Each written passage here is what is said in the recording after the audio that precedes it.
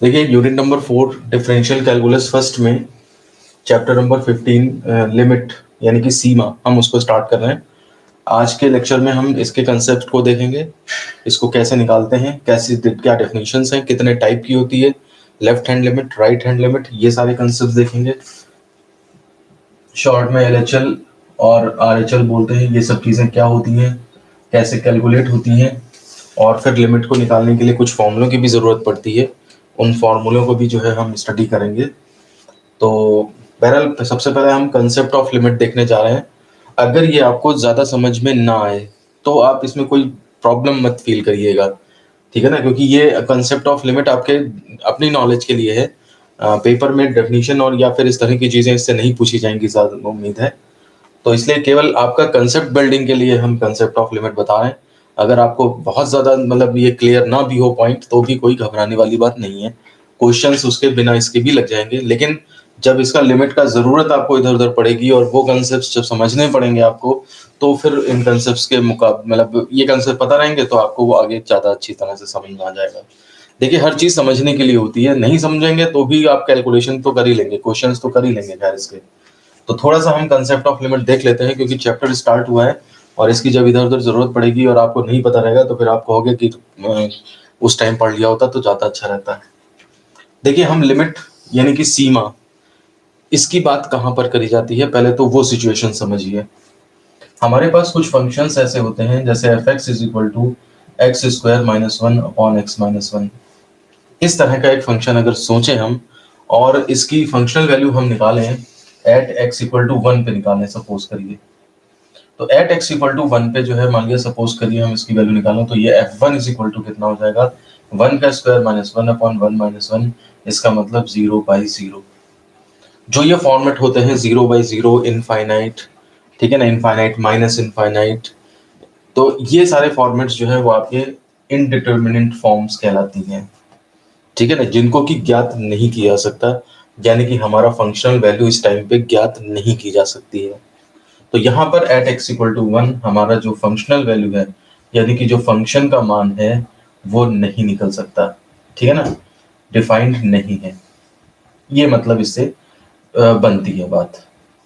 अब आप ये कहोगे कि जैसे कि इसका हम फैक्टर करते हैं, ये करते हैं, वो करते हैं, वो चीज बात की बात है। अभी आप पहले समझिए, फंक्शनल वैल्यू का मतलब है जो फंक्शन एज इट इज दिया हुआ है, आप उसमें उस पर्टिकुलर पॉइंट को रख रहे हैं और फिर क्या वैल्यू आ रही है, वो फंक्शनल वैल्यू कहलाती है। तो इसमें हमने x इक्वल टू वन रखा और यहाँ पे वैल्यू नहीं निकलेगी। अगर मैं x इक्वल टू टू रख दूं, at x equal to two रख दूं, तो उस केस में देखिए टू स्क्वायर माइनस वन यानी कि four minus one upon two minus one यानी कि थ्री बाई वन इस टाइप में डिफाइंड है। यहाँ पर तो वैल्यू निकल रही है, लेकिन x इक्वल टू वन पे फंक्शन की वैल्यू नहीं निकल पा रही है। या फिर मैं अगर x इक्वल टू वन पे देखूं, सॉरी जीरो पे देखूं, तो x इक्वल टू जीरो पे देखिए यहाँ पे क्या वैल्यू है, जीरो पुट कर दीजिए तो zero minus one upon zero minus one यानी कि माइनस वन अपॉन वन यानी कि वन, यानी कि at x equal to zero पर भी फंक्शन जो है वो डिफाइंड है। आपको देख के ही लग रहा है कि केवल वन पे ही प्रॉब्लम है, बाकी आप चाहे वन से आगे टू पे बढ़े, चाहे वन से पीछे जीरो पे आ जाए, कोई प्रॉब्लम नहीं है आपको। इसी चीज को मैं थोड़ा सा ग्राफ में रिप्रेजेंट करके देखता हूँ। मान लिया सपोज करिए ये एक्स है, ये वाई है, और आपका वैल्यू देखिए फंक्शन की कितनी है। यहाँ पे x इक्वल टू वन पे जो है पता नहीं है, x इक्वल टू जीरो पे फंक्शन की वैल्यू, यहाँ पे इसकी वैल्यू जो है वो वन है, ये मान के चलिए, और x इक्वल टू टू पे वैल्यू जो है थ्री है, वन टू थ्री, ठीक है ना।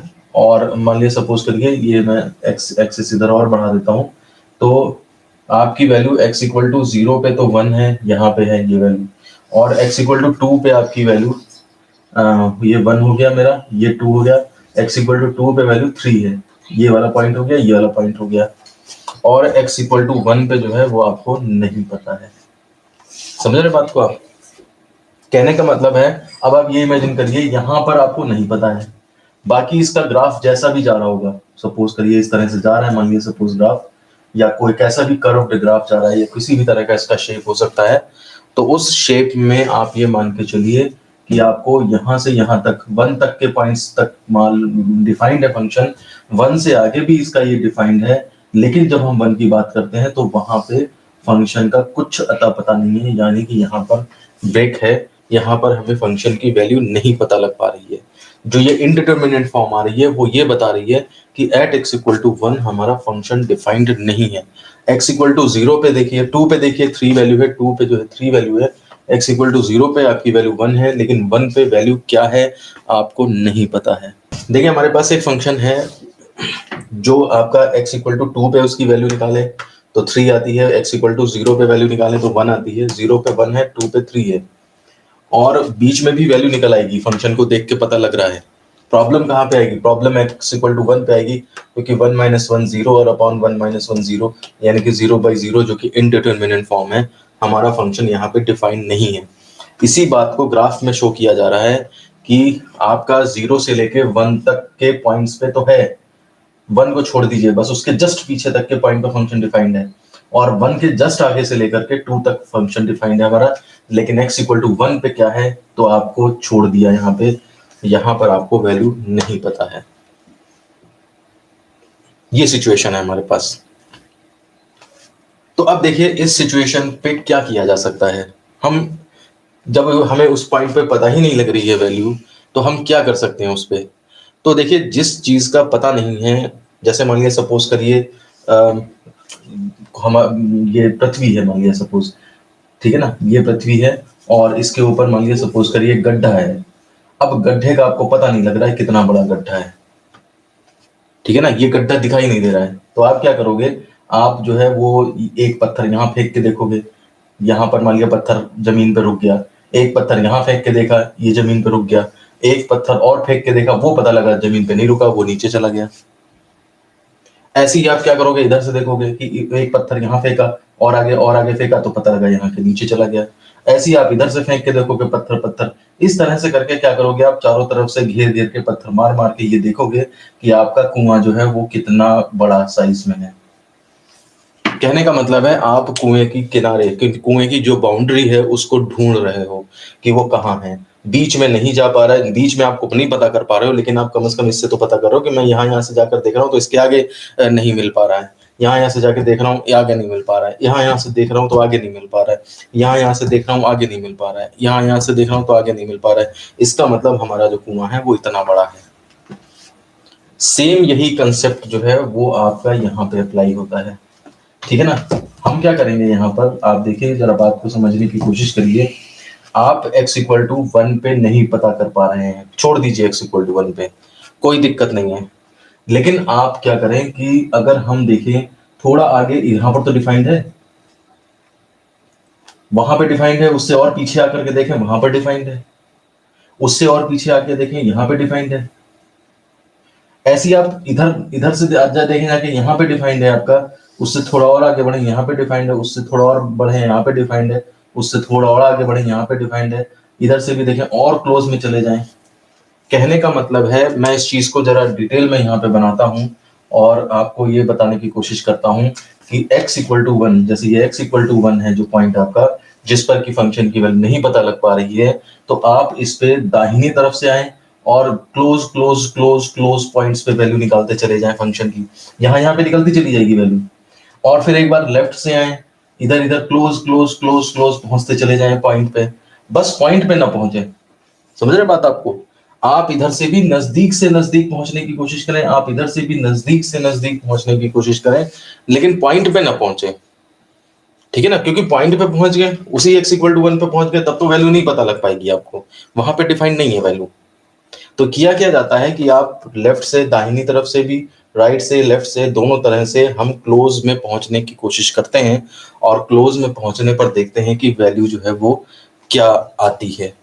मैं इस चीज को यहाँ पे जरा कैलकुलेट करके इसको इसी ग्राफ में जरा रिप्रेजेंट करने की कोशिश करता हूँ। आप ध्यान से देखिए क्या क्या वैल्यूज हैं और क्या क्या उनके फंक्शनल वैल्यूज निकल रही हैं, ठीक है ना। इसी सिचुएशन को मैं डिटेल में यहाँ पे दिखा रहा हूँ आपको। ये आपका पॉइंट x इक्वल टू 1 है, ठीक है ना। मैंने इसके इधर एक पॉइंट लिया है, ये पॉइंट मैं जरा वैल्यूज थोड़ी सी कैलकुलेशन के लिए बुक से लिख देता हूँ। ये 1.1 है, x इक्वल टू 1.1 है, ये आपकी x इक्वल टू 1.1 पे वैल्यू आ रही है आपकी 2.1, y is equal to f x is equal to आपका 2.1 है, ठीक है ना। इसके बाद थोड़ा और नजदीक आए हैं तो 1.01 पे जो वैल्यू आई है आपकी वो 2.01 आई है, 2.01 आई है। ऐसे ही धीरे धीरे और बढ़े हैं आगे, और यहाँ पर जब आ गए हैं और किनारे आ गए हैं तो 1.0001, ठीक है ना, 0001, ठीक है। इस पे जो वैल्यू आई है वो 2.0001 ये आई है आपकी। अच्छा, 1 से पीछे से जरा अप्रोच करें, लेफ्ट साइड से अप्रोच करें, तो देखिए मैं इसकी वैल्यू डायरेक्ट लिख देता हूँ जरा। 0.9 पे 1.9 है। अगर मैं यहाँ पे ये पॉइंट ले लूँ 0.9 x इक्वल टू, तो आपका f x is equal to जो है वो 1.9 आया है। और थोड़ा आगे बढ़िए, आप क्लोज में बढ़िए, तो आपका 0.99 पे आपकी जो वैल्यू आ रही है वो आ रही है 1.99 आ रही है, ठीक है ना। और इसको आगे बढ़िए, 0.4 टाइम्स 9, ये बिल्कुल किनारे पहुंच गए हैं, 0.9999, और ज्यादा क्लोज में आ गए बन के। और इस पे जो फंक्शन की वैल्यू आ रही है 1.9999 आ रही है। तो कहने का मतलब ये है कि जब मैं राइट से अप्रोच कर रहा हूँ, आप देखिए वैल्यू 2.1, उससे कम 2.01, उससे कम 2.0001, ये आपकी वैल्यू जो है वो 2.001, और आगे बढ़ेंगे तो देखिए वो 2 की तरफ ही अप्रोच कर रही है। 2.1 से कम होते होते 2.000000 ऐसे करते करते, कहने का मतलब है अप्रोच कर रही है, यानी कि अग्रसर है, अप्रोचेस टू 2। और इधर से अगर आप देखें x इक्वल टू 1 के लेफ्ट साइड से, ये 0.9 है, 0.9 पे 1.9, 0.99 और करें तो 1.99, और क्लोज में पहुंचो 0.99 पे 1.999, यानी कि और बिल्कुल बारीक से बारीक क्लोज में पहुंच जाओगे तो ये फिर 1.99999, यानी कि ये भी क्या कर रही है, अप्रोच कर रही है टू 2। ये बात समझिए आप, ये समझ में आ रहा है। x इक्वल टू 1 पे फंक्शन की वैल्यू नहीं डिफाइंड है, इस पे नहीं डिफाइंड है, ठीक है ना। और आप इसको राइट से अप्रोच कर रहे हो, धीरे धीरे धीरे धीरे वैल्यू क्लोज करते चले जा रहे हो, और आपकी वैल्यू भी 2.1 से कम होते होते होते होते होते होते 2.000, यानी कि अप्रोच कर रही है 2 पे। और लेफ्ट साइड से भी जब आप उधर की तरफ बढ़ रहे हो, ठीक है ना, 0.9, देखो 0.9 1 के बीच में कितना गैप है, जरा सा गैप है, लेकिन आप और अंदर अंदर अंदर अंदर घुसते चले जा रहे हो, और आप जो है वो क्लोज क्लोज क्लोज क्लोज में जब जा रहे हो तो उसके फंक्शन की वैल्यू 1.99, 1.9999, 1.99, यानी कि 2 के लेवल पे ही उम्मीद करेंगे कि पहुंच रही है। तो इधर से भी बढ़ने पर, इधर से भी बढ़ने पर, बीच में जो सिमट के आ रहा है 2.0001 और 1.9999 के बीच में क्या है, तो बीच में हम उम्मीद करेंगे कि 2 है। मैं अभी भी ये नहीं कह रहा हूँ कि बीच में 2 है, मैं उम्मीद कर रहा हूँ, मैं उसको किनारे से पैक कर रहा हूँ, इधर से खोदते चले जा रहे हो, उधर से खोदते चले जा रहे हो, और बीच में बस उस पॉइंट पे तो पता ही नहीं है। खैर, तो हम एक तरह से ओवरऑल ये निकालना चाह रहे हैं कि बीच में अंदाजा लगा रहे हैं क्या है, हम लिमिट है, तो ये फंक्शनल वैल्यू नहीं है, फंक्शनल वैल्यू तो निकाल ही नहीं सकते हम केवल उसके ऊपर अंदाजा लगा सकते हैं कि वो वैल्यू इधर से इतनी बढ़ रही है, इधर से इतनी कम होते होते आ रही है, तो बीच में क्या होगा, क्या उम्मीद करते हैं कि क्या होगा, एग्जैक्टली है कि नहीं वो नहीं पता मुझे। देखिए समझ में आ रहा है, बहुत अच्छी बात। नहीं आ रहा है तो ऐसा कोई घबराने वाली बात भी नहीं है कि क्या हो गया क्या नहीं हो गया, क्वेश्चंस तो तब भी हो जाएंगे, लेकिन आप ये देखिए कि इस तरह की चीजें समझने की कोशिश करिए।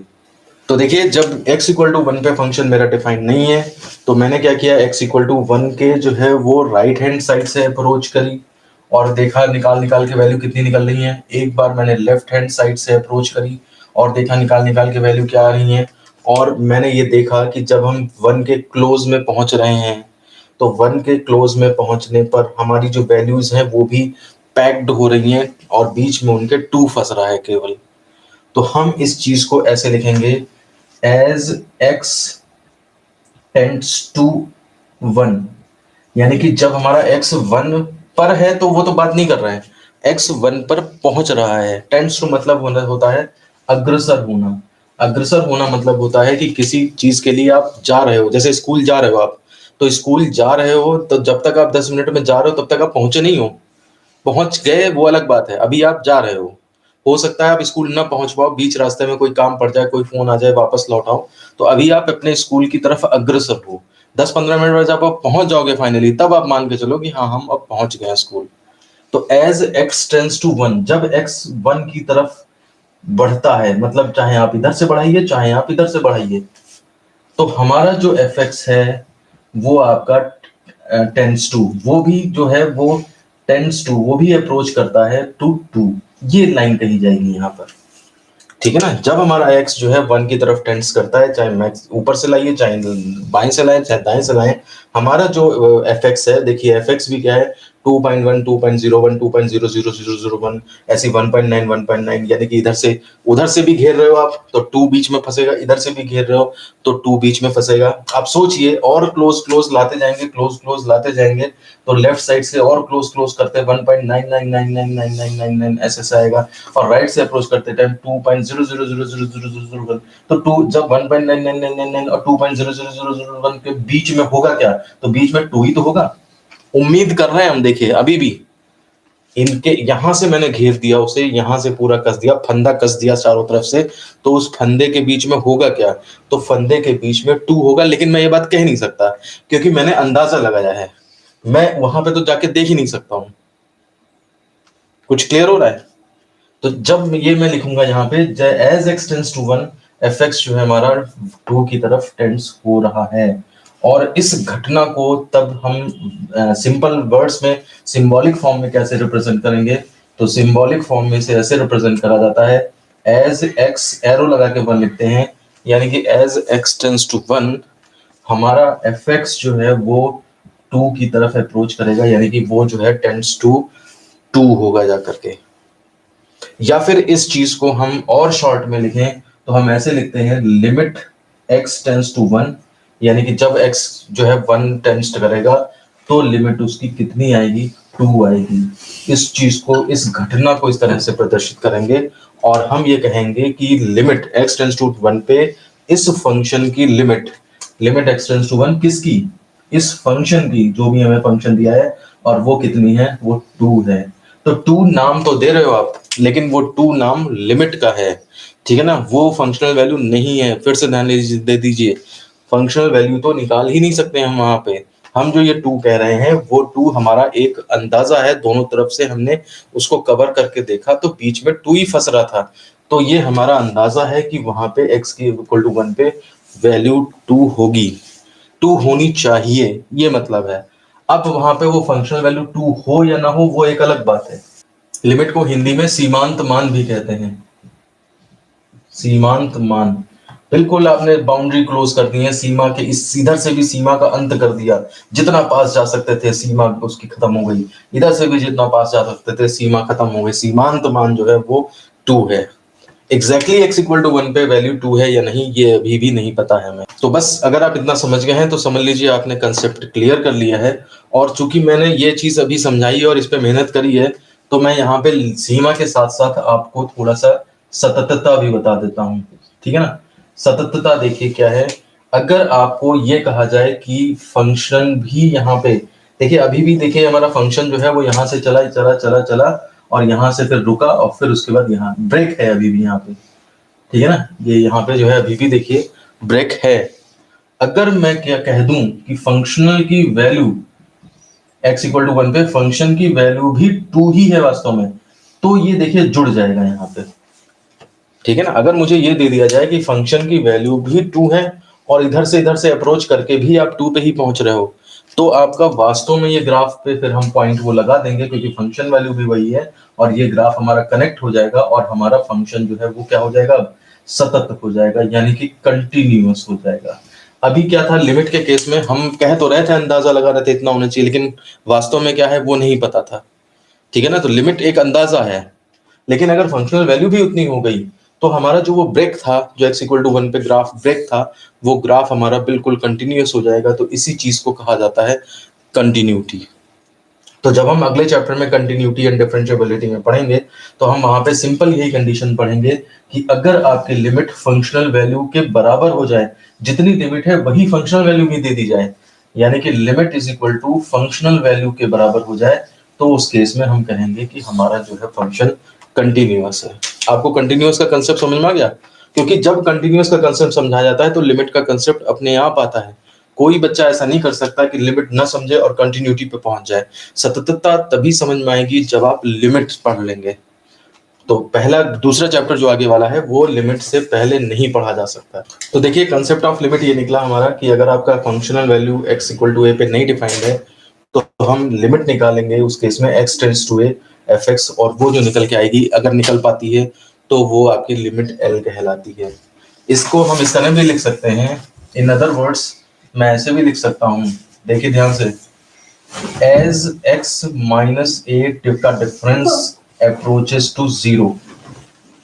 ध्यान दीजिए, x टेंड्स टू a का मतलब क्या है, आपका अगर x आपका ये a है और x कोई जनरल वैल्यू है, तो x जब a की तरफ अप्रोच करेगा तो उसका x और a का डिफरेंस, यानी कि उनका जो अंतर है, वो भी तो जीरो की तरफ अप्रोच होगा। देखिए इसको आप x को उधर अप्रोच करोगे, पास पास पास पास लाओगे, तो x माइनस ए भी तो कम होने लगेगा। तो x माइनस ए जैसे जैसे डिफरेंस अप्रोचेस टू जीरो होगा, तो एफ एक्स माइनस एल, यानी कि एफ एक्स और एल का डिफरेंस, फंक्शन की वैल्यू और बल्कि एफ ए कर लीजिए आप, ठीक है ना, एफ ए उस पॉइंट पर जो एफ ए है और एल, बल्कि एफ एक्स ही रखो, एफ एक्स और एल का डिफरेंस वो भी जीरो की तरफ अप्रोच होता चला जाएगा।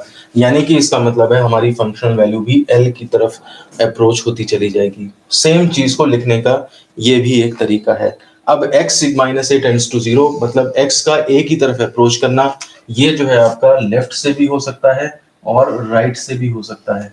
तो अकॉर्डिंग टू दिस, लेफ्ट के साइड से अगर अप्रोच करोगे तो उससे जो लिमिट क्रिएट होती है उसे लेफ्ट हैंड लिमिट, और राइट से जब अप्रोच करते हैं तो जो वैल्यू निकलती है उसे राइट हैंड लिमिट कहते हैं। जैसे अभी जो मैंने एग्जांपल समझाया, इसके अंदर जो हम 0.99 इस तरह से अप्रोच कर रहे थे, और फिर जाकर के जो 2 आया है वो आपकी लेफ्ट हैंड लिमिट थी, और जब राइट से आए थे और 2.00001 करके फिर कह रहे थे कि 2 आ रहा है, तो ये आपकी राइट हैंड लिमिट थी। और किसी भी लिमिट के एग्जिस्ट होने के लिए उसका लेफ्ट हैंड लिमिट का LHL का RHL के बराबर होना जरूरी होता है। Left hand limit is equal to right hand limit के बराबर हो, दोनों चीज बराबर निकले, तभी जाकर के लिमिट एग्जिस्ट करती है। पता लगा लेफ्ट से अप्रोच कर रहे हो कुछ और वैल्यू आ रही है, राइट से अप्रोच कर रहे हो कुछ और वैल्यू आ रही है, तो फिर हमारी वहां पे लिमिट एग्जिस्ट नहीं करती है। तो ये दो तरीके हैं लिखने के, या तो limit x tends to f x equal to l, f x is equal to l लिख दो कि लिमिट इसकी एल है, ठीक है ना। इसको या तो आप ऐसे लिख दो कि एक तरीका हमें जो मैंने पहले लिखा था कि एज x टेंड्स टू ए, और एफ एक्स जो है वो भी टेंड्स टू एल है, ठीक है ना। जैसे जैसे x a पे हो रहा है, फंक्शन की वैल्यू भी l की तरफ जा रही है, या फिर जैसे जैसे मैं x और a के बीच का गैप कम कर रहा हूँ, वैसे वैसे fx और l के बीच का गैप भी कम हो रहा है। इस चीज को रिप्रेजेंट करने के लिए ये तीनों बातों के एक ही मतलब है। ये बात दिमाग में भर लीजिए आप। नेक्स्ट टॉपिक पे चलते हैं। देखिए हमारे पास है राइट हैंड लिमिट या RHL या दक्षिण पक्ष सीमा, और left hand limit, left LHL यानी कि वाम पक्ष सीमा। इसका मतलब ये होगा, जो हम अभी बात कर रहे थे कि हमारा जो पॉइंट है वो ए की तरफ अप्रोच कर रहा है, तो अब अप्रोच करने के तरीकों पे अलग अलग कर दिया गया है। अगर आप राइट से अप्रोच करते हैं तो राइट हैंड लिमिट, और लेफ्ट से अप्रोच करते हैं तो लेफ्ट हैंड लिमिट। इनको क्या होती है, क्या कैसे इनको शो करते हैं, इन चीजों के बारे में जो है वो आप देख लीजिए थोड़ा सा। तो देखिए हमारे पास पॉइंट है x इक्वल टू ए, और मैं इस पर राइट से अप्रोच कर रहा हूँ, ठीक है ना। तो राइट से अप्रोच करने का मतलब है जो भी पॉइंट मेरे पास होगा वो पॉइंट ए से ज्यादा होगा, ये बात हमेशा ध्यान रखिए, ठीक है ना। तो पॉइंट ज्यादा इस पे होगा, इसका मतलब इसको मैं रिप्रेजेंट करने का तरीका नंबर 1 है आपका, कि आप इसको ऐसे रिप्रेजेंट करें fa+0, ठीक है ना।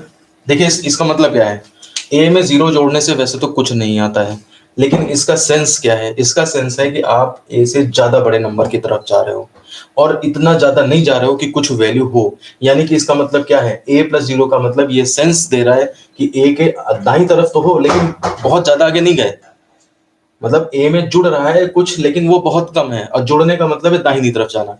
तो राइट हैंड को एक तरह से ये राइट हैंड में जाने की तरफ को ये डिनोट कर रहा है, ठीक है ना।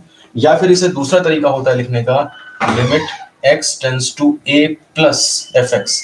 इसका मतलब ये हो गया जाकर के आपको फंक्शन की लिमिट निकालनी है x टेंड्स टू कितने पे, a प्लस का मतलब इस साइड। अब उस साइड कितना, तो बहुत कम जाना है। इसको एक तीसरा तरीका होता है, limit x tends to x क्या, बल्कि f में x प्लस h किया आपने, ठीक है, x में h जोड़ दिया, और वो h limit h tends to 0 कर दिया। कहने का मतलब है मैंने x में h जोड़ा, लेकिन वो h क्या है, वो h बहुत छोटा है, इतना छोटा है कि टेंडिंग टू जीरो है। इसका मतलब जब मैं जीरो जैसी चीज जोड़ रहा हूँ, जीरो जैसी मतलब जीरो कुछ बस बड़ी है, तो इसका मतलब मैं x के पास ही रहूंगा, मैं a के पास ही रहूंगा, है ना। ये यहाँ पे जो है वो, बल्कि a प्लस एच यहाँ पे लिखिए तो ज्यादा बेटर है, जिस पॉइंट पे निकाल रहे हो। एफ ए प्लस एच कहने का मतलब ये है कि आप जो है वो a पर कुछ जोड़ा और वो जोड़ी हुई चीज कितनी है, वो बहुत छोटी जीरो की ओर टेंड कर रही है, तो बस प्लस करने का मतलब ये हो गया आप राइट साइड में आ गए। तो इन 3 तरीकों से राइट हैंड लिमिट को रिप्रेजेंट किया जाता है। अब इसी तरह से मैं इसकी बात करूं, अगर x इक्वल टू ए पे अगर आप लेफ्ट से अप्रोच करते हो, ठीक है ना, ये राइट से अप्रोच कर रहे थे और ये आप लेफ्ट से अप्रोच कर रहे हो, तो इस चीज को कैसे रिप्रेजेंट करेंगे, एफ ए माइनस जीरो। देखिए ए से लेफ्ट में आ गए, ये सेंस दे रहा है उसका। दूसरा आप लिख सकते हो limit x tends to a minus of f x. Function की लिमिट निकालनी है a माइनस में, यानी कि a पॉइंट के लेफ्ट में जा करके। ज्यादातर ये और यही चलते हैं, पहला और तीसरा। और तीसरा होता है limit h tends to zero F A minus H. A में से कुछ मैंने सब्ट्रैक्ट किया, लेकिन वो सब्ट्रैक्ट करी क्वांटिटी टेंडिंग टू जीरो है, इसका मतलब बहुत ही क्लोज टू ए हूं मैं ए से ज्यादा दूर जा ही नहीं रहा, जितना दूर गया वो तो टेंडिंग टू जीरो था। तो मुझे बताइए ये तरीके आपको समझ में आ गए, राइट से अप्रोच करना और लेफ्ट से अप्रोच करने को ही जो है वो राइट हैंड लिमिट और लेफ्ट हैंड लिमिट निकालेंगे। ये दोनों चीजें जो वैल्यू लाएंगी वो आपकी फंक्शनल वैल्यू नहीं है, मैं फिर से कह दूं, ये फंक्शनल वैल्यू नहीं है, ये केवल उसका सीमांत मान है, अंदाजा है आपका कि इधर से अप्रोच करने पे इतना होना चाहिए और उधर से अप्रोच करने पे उतना होना चाहिए। अब इधर से जो अप्रोच हो रहा है और जो उधर से अप्रोच और इधर से अप्रोच, ये दोनों बराबर होंगे तब जाके लिमिट एग्जिस्ट करती हुई कही जाएगी। मान लीजिए सपोज इधर से अप्रोच करके आप 5 निकाल रहे हो आंसर, और उधर से अप्रोच करके जो है आपका 3 आ रहा है, तो फिर आप क्या कहोगे, 5 है कि 3 है बीच में, उस तो नहीं कह सकते कुछ। तो सीधी सी बात है, अगर आपकी राइट हैंड लिमिट एग्जिस्ट कर रही है, लेफ्ट भी एग्जिस्ट कर रही है, लेकिन वो बराबर नहीं है, तो उस पॉइंट के बारे में, ए पॉइंट पे आप कुछ खास नहीं बता सकते, क्योंकि लिमिट जो है वो सेम नहीं आई है। तो ये चीज हम बाद में करेंगे, पहले आप इसको नोट कर लें। जो limits right hand limit calculate करी जाती हैं वो आपकी इन्हीं फॉर्मूलों से करी जाती हैं, लास्ट वाले जो फॉर्मूले हैं वो लिखने के एक तरीका है, समझ लीजिए। देखिए अब हम आते हैं सीमा का अस्तित्व, लिमिट कब एग्जिस्ट करती हुई मानी जाएगी। तो इसके लिए आप ये है कि फर्स्ट आप क्या क्या करें, पहले find LHL, left hand limit निकाल लें, देन फाइंड RHL निकाल लें। LHL का मतलब आप limit h tends to zero F a plus a minus h निकाल लें, ठीक है। और उसके बाद आप limit h tends to zero F a plus h right hand limit निकाल लें, ठीक है ना। तो अगर मान लिया सपोज दोनों ये सेम निकली, तब हम कहेंगे कि हाँ भाई जो है वो सीमा का अस्तित्व होगा। तो x इक्वल टू a पर सीमा का अस्तित्व होने के लिए, सीमा का अस्तित्व होने के लिए आपका जो लेफ्ट हैंड लिमिट है वो राइट हैंड लिमिट के बराबर होना चाहिए। implies that limit h tends to 0 f a minus h should be equal to limit h tends to 0 f a plus h। मतलब राइट से अप्रोच करने पे भी 2 आए, लेफ्ट से अप्रोच करने पे भी बीच में 2 ही फंस रहा हो, तब जाके हम कहेंगे लिमिट आपकी 2 होगी। आप इसे नोट कर लें। तो सीधी बात ध्यान रखें, लिमिट एग्जिस्ट करने के लिए आपको RHL LHL निकाल के और ये सेम इक्वल टू करना पड़ता है। देखिए अब हम आते हैं अपने टॉपिक पे। हमारे पास टॉपिक है लिमिट ज्ञात करने की विधि और लिमिट निकालने का तरीका क्या है। एक तो प्रॉपर वे है जो डेफिनेशन कहती है, और एक हमारे पास शॉर्टकट है। तो हम जो है वो वैसे तो शॉर्टकट ही चलाएंगे, लेकिन प्रॉपर वे क्या है ये भी देख लीजिए। प्रॉपर वे का मतलब ये है कि आप पहले LHL निकालो, ठीक है ना, आप फिर उसके बाद राइट हैंड लिमिट निकालो, और फिर उसके बाद देखो चेक या इफ चेक कर लो, if LHL is equal to RHL, ठीक है ना, देन लिमिट एग्जिस्ट और जो वैल्यू आई है वही उसकी लिमिट हो जाएगी। जैसे इसको निकालने पे मान लिया 3 आया, इसको निकालने पे भी 3 आया, तो आप कहोगे राइट हैंड लिमिट और लेफ्ट हैंड लिमिट बराबर है, इसलिए फंक्शन की लिमिट कितनी है, 3 है। लेकिन अगर ये 3 आया, ये 5 आया, तो उस केस में आप कहोगे लिमिट डज नॉट एग्जिस्ट, नहीं एग्जिस्ट करेगी। तो LHL RHL यानी कि वही लिमिट h टेंड्स टू 0 और F a plus H F A minus H वो पूरा निकालें, तो उस केस में वो तरीका आपका प्रॉपर वे है। लेकिन शॉर्टकट में क्या किया जाता है, आप फंक्शन जैसे मान लीजिए suppose y is equal to f x आपका दिया है और आपसे कहा गया कि x इक्वल टू 1 पे इसकी लिमिट निकालो, तो x इक्वल टू 1 पे आप देखिए इंडिटरमिनेट फॉर्म बनती होगी, तभी वो कह रहा है आपसे निकालने के लिए। तो हम क्या करते हैं, कुछ कैलकुलेशंस ऐसी करते हैं, ठीक है ना, कुछ फैक्टर्स ऐसे करते हैं, कुछ किसी भी तरीके से कोई और फॉर्मूला अप्लाई करते हैं, मतलब किसी भी तरीके से क्या करते हैं हम, जो प्रॉब्लम करने वाली टर्म है, जो प्रॉब्लम करने वाली टर्म है उसे गायब कर देते हैं, उसे हटा देते हैं, और फिर सॉल्व करके जो है वो वैल्यू निकल आती है, और बस वैल्यू निकलती है, उसी को फिर हम लिमिट कह देते हैं।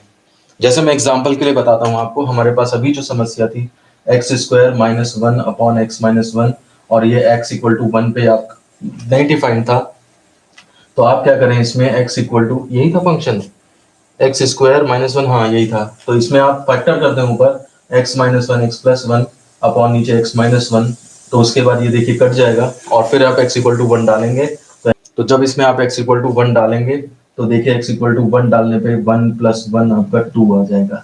तो कहने का मतलब है कि वो टू लेफ्ट से अप्रोच करके राइट से अप्रोच करके टू टू निकालते फिर कहते टू आया, या फिर हमने कुछ कैलकुलेशन में ऐसा कुछ कर दिया कि उससे वो जो है टू निकल आया, तो ये आपके शॉर्टकट मेथड कहलाते हैं। तो बजाय इसके कि डिटेल में हम लेफ्ट हैंड लिमिट निकालें, राइट हैंड लिमिट निकाले हैं, बजाय उसके आप डायरेक्ट जो है वो शॉर्टकट से अप्लाई करके आपके लेवल पे इसी तरह से आपको समझाया गया है। तो आप दोनों मेथड ध्यान रखें, कभी आपको ये दिख जाए तो आप बिल्कुल चौंक मत जाइएगा कि क्या कर रहे हैं, हम तो सिंपल तरीकों से लिमिट सीख के आए हैं। तो यही तरीका है, जब इससे काम चल जा रहा है तो इस तक जाने की जरूरत नहीं है। यहाँ जाने में जब कोई कॉम्प्लिकेटेड क्वेश्चन होता है जरा, जिसमें कंसेप्ट ज्यादा ही डीप में लगे होते हैं, तो फिर उसको हम इस तरीके से सॉल्व करते हैं। देखिए नेक्स्ट टॉपिक पे आते हैं हम, अपरिमित रूप यानी कि इंडिटरमिनेट फॉर्म्स। जैसे अभी हम देख रहे थे 0/0 एक फॉर्मेट आया था, वो हम कह रहे थे नहीं डिफाइंड है। तो ऐसे कुछ फॉर्म्स होते हैं, आप उनके बारे में पता रखिए कि जिनकी वैल्यू आपको नहीं मिल सकती है, जिस पे फंक्शन डिफाइंड अगर ऐसा आ जाए तो आप कहेंगे कि हमारा फंक्शन नहीं डिफाइंड है। तो देखिए उसमें पहला है आपका 0/0। इस तरह का फॉर्मेट कभी भी फंक्शन की वैल्यू डालने पे और वैल्यू पुट करने पे आने लगे तो आप समझ लेना कि वो इंडिटरमिनेट फॉर्म है। दूसरा आपके पास हो सकता है इनफाइनाइट बाय इनफाइनाइट आ जाए, इसकी भी नहीं डिफाइंड होता है आपके पास, ठीक है ना। तीसरा आपके पास इनफाइनाइट माइनस इनफाइनाइट आ सकता है, ये भी जो है वो डिफाइंड नहीं माना जा सकता। और चौथा है आप 0 टू द पावर 0 कर दें, अगर ऐसा मत सोचिएगा कि किसी भी नंबर की पावर 0 करते हैं तो 1 आ जाता है, तो 0 की पावर 0 करते हैं तो 1 आ जाएगा, ऐसा नहीं सोचने की जरूरत है। 0 टू द पावर 0 भी इंडिटरमिनेट फॉर्म है, ठीक है ना। पांचवा इनफाइनाइट टू द पावर 0 करें तो भी वो इंडिटरमिनेट फॉर्म है, ऐसा नहीं सोचने की जरूरत है कि इनफाइनाइट भी तो कोई नंबर होगा, उसकी पावर 0 करेंगे तो 1 आ जाएगा। ये भी चीज जो है वो आपकी जो है वो इंडिटरमिनेट फॉर्म के अंदर में आएगी। ऐसे ही आप एक और चीज है जिसको आप बिल्कुल नजरअंदाज कर देंगे कि 1 टू द पावर इनफाइनाइट। आप सोचेंगे 1 को कितनी भी मल्टीप्लाई करो 1 ही आना है, तो 1 टू द पावर 100 लिखे, 1 टू द पावर 200 लिखे, आपका 1 आएगा। लेकिन 1 टू द पावर अगर इनफाइनाइट हो जाए तो उस केस में वो इंडिटरमिनेट फॉर्म कहलाएगी। तो ये जो कुछ फॉर्म है वो आपकी इंडिटरमिनेट फॉर्म कहलाती हैं। जैसे मान लिया सपोज करिए साइन एक्स बाई एक्स है और इसकी लिमिट एक्स टेंस टू 0 पे निकालनी है आपने। अब आपने क्या किया, आपने 0 पुट करके देखा तो साइन 0/0, साइन 0 होता है, तो यानी कि ये 0/0 आपका ये इंडिटरमिनेट फॉर्म आ गया। इसका मतलब यहाँ पे ऐसे काम नहीं चलना है, आपको कुछ ना कुछ तोड़ना पड़ेगा। तो साइन एक्स का जो फॉर्मूला होता है उसके बेस पे तोड़ करके और फिर इसकी लिमिट कैलकुलेट करी जाएगी। तो इसका मतलब हमें इन सब के कुछ ऐसे फॉर्मूले भी पता रहने चाहिए जिनके बेस पर आप जो है लिमिट्स कैलकुलेट कर पाएंगे।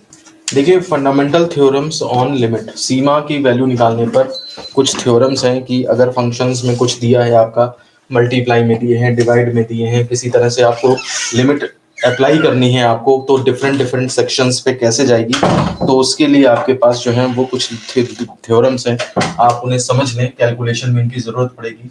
जैसे मान लिया सपोज करिए आपको लिमिट चाहिए है x टेंस टू a, और मान लिया दो फंक्शंस का सम है fx प्लस gx, या फिर प्लस माइनस डिफरेंस भी है और आपको इसके ऊपर लिमिट अप्लाई करनी है x टेंस टू a, तो वो सीधी सी लिमिट इस पे भी दोनों पे चली जाती है, दोनों पे जाके ऑपरेट हो जाती है। Limit x tends to 0 fx plus minus वैसे ही लगा रहेगा and limit x tends to 0 gx। कहने का मतलब है लिमिट अगर फंक्शन का सम या डिफरेंस है दो अलग अलग फंक्शंस का, तो लिमिट जो है वो दोनों पे अप्लाई हो जाती है जाकर के।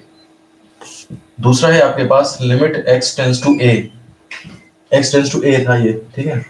x टेंस टू a आपका जैसे मान लिया सपोज करिए k fx है, कहने का मतलब है एक नंबर मल्टीप्लाइड बाई है, के जो है आपका अचर है, कांस्टेंट है, ये मल्टीप्लाइड बाई फंक्शन है। तो देखिए लिमिट तो फंक्शन की निकलेगी, इसकी तो वैल्यू पता ही है हमें, तो लिमिट से इसका कोई मतलब नहीं है, ये के बाहर निकल आएगा और लिमिट जो है केवल फंक्शन पे अप्लाई हो जाएगी। ये हमारी नेक्स्ट थ्योरम है जिसका हम क्वेश्चन में यूज किया करेंगे। इसके बाद हमारे पास सपोज करिए नेक्स्ट थ्योरम है लिमिट एक्स टेंड्स टू ए, दो फंक्शंस का मल्टीप्लाई है एफ एक्स इंटू जी एक्स ऐसे है, तो ये लिमिट दोनों पे अप्लाई हो जाएगी और मल्टीप्लाई हो जाएगी, यानी कि limit x tends to A F x into limit x tends to a g x. जैसे सम डिफरेंस के लिए वैसे ही इसके मल्टीप्लाई के लिए चलता है। सेम यही आपका जो है वो डिवाइड के लिए भी चलेगा, limit x tends to A F x over g x, ये आपको निकालना है अगर f x over g x इस तरह से, तो ये इज इक्वल टू हो जाएगा, ये लिमिट न्यूमरेटर में भी चली जाएगी और यही डिनोमिनेटर में भी चली जाएगी, मतलब limit x tends to a आपका f x and divide by limit x tends to a g x. क्या हो रहा है वो देखिए ध्यान से, केवल पढ़ने की जरूरत नहीं है, कांस्टेंट है तो बाहर आ जाएगा, सम डिफरेंस है तो अंदर चली जाएगी, मल्टीप्लाई है तो दोनों पे डिस्ट्रीब्यूट हो जाएगी, डिवाइड है तो दोनों पे चली जाएगी। हाँ ये चीज यहां ध्यान रखिएगा, ये जीरो ना आए, प्रोवाइडेड कंडीशन ये, क्योंकि जीरो से डिवाइड होने पे फिर पूरा गड़बड़ हो जाएगा ना, प्रोवाइडेड ऐसा फॉर्मूला तभी लगेगा जब limit x tends to a g x not equal to zero हो। डिवाइड में कभी भी कोई चीज आती है फॉर्मूले में तो हमेशा ये कंडीशन लगा दी जाती है ये जीरो ना हो, नहीं तो फिर कोई फायदा ही नहीं रहेगा लिमिट निकालने का। पांचवा देखिए, यदि f x less or equal to g x, अगर कोई फंक्शन हमारा किसी दूसरे फंक्शन से छोटा है और फिर आप लिमिट निकालते हो, देन इसकी भी लिमिट है उसी पॉइंट पे निकालो x tends to A F x, और इसकी भी limit x tends to A F x g x निकालो, तो ये चीज जब ये फंक्शन छोटा है तो जाहिर सी बात है उसकी लिमिट भी छोटी या बराबर निकलेगी। तो ये एक कॉमन सेंस की बात है कि भाई फंक्शन छोटा है तो यानी कि उसकी लिमिट भी जो है वो छोटी होगी। सिक्स्थ देखिए, अगर मेरे पास limit x tends to a fx to the power, इसकी सपोज करिए कोई नंबर m बाई n या कोई भी चीज इस तरह से कांस्टेंट नंबर दिया हुआ है, ठीक है ना, तो ये आपका जो लिमिट है वो इसके अंदर सीधे पहुंच जाएगी, is equal to limit x tends to a, मतलब वो अंदर फंक्शन की लिमिट कैलकुलेट हो जाएगी, m बाई n पावर ऊपर ही लगी रहेगी, वो कोई इसमें इंटरफेयर नहीं करेगी। ये तब की बात है जब आप m और n कांस्टेंट्स हैं आपके पास, अगर ऊपर फंक्शन हो जाए, मान लिया सपोज करिए limit x tends to a fx to the power gx है, मान लिया, समझ रहे बात को आप, अगर मान लिया सपोज करिए ऊपर उसकी पावर में कोई फंक्शन है तो फिर लिमिट दोनों जगह लग जाएगी, यानी कि limit x tends to a fx और whole to the power limit x tends to a gx, इस तरह से। ये देखिए मतलब लिमिट वैसे वहां भी लगनी थी, लेकिन चूंकि नंबर था कांस्टेंट था तो वो क्या कर लेगा, उसका लिमिट तो वहां निकाली जाती है जहां पे वैल्यू का ना पता लग रहा हो, एम बाई एन की तो वैल्यू कांस्टेंट है पता ही है, यहाँ पर उसकी वैल्यू नहीं पता थी तो इसलिए आपका लिमिट यहाँ भी लगी जा करके और लिमिट जो है उसकी पावर में भी लगी जा करके।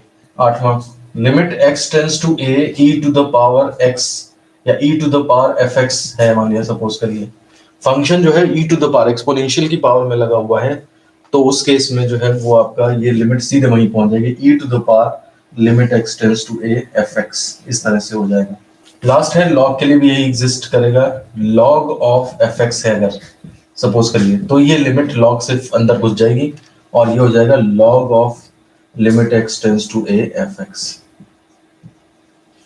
तो ये हमारे पास कुछ फंडामेंटल थ्योरम्स ऑन लिमिट थी कि अगर हमारे पास कभी कॉम्प्लिकेटेड फंक्शन आने लगे और उस केस में आपको लिमिट अंदर अंदर ले जानी है तो कैसे ले जाएंगे, सम है, डिफरेंस है, मल्टीप्लाई है, डिवाइड है, कांस्टेंट है, E to the power log है, ई टू द पावर का फंक्शन है, लॉग का फंक्शन है, या फिर आपका function to the power function है, function to the power constant number है, इन सब केसेस में कैसे हैंडल करना है उनके लिए ये थ्योरम्स थी आपकी। तो अब ऐसा है कि टाइम भी हो रहा है देखिए आपके पास, और लिमिट से रिलेटेड सारे कंसेप्ट्स कुछ थ्योरम देख लिए हैं। अब देखिए हमने कुछ फॉर्मूले पढ़ने हैं जो लिमिट निकाल के रख ली गई है कुछ चीज़ों की, और उसके बाद जो है वो उसका यूज़ हम क्वेश्चंस में करेंगे। तो कल जो है वो हम सीधे फॉर्मूले पढ़ेंगे इसके, और कुछ फॉर्मूले जो हैं, और उसके बाद सीधे हम क्वेश्चन से स्टार्ट करेंगे। तो ठीक है, फिर इस क्लास को फिर यहीं ख़त्म करते हैं और उसके बाद बाकी सब नेक्स्ट क्लास में करेंगे। तो धन्यवाद।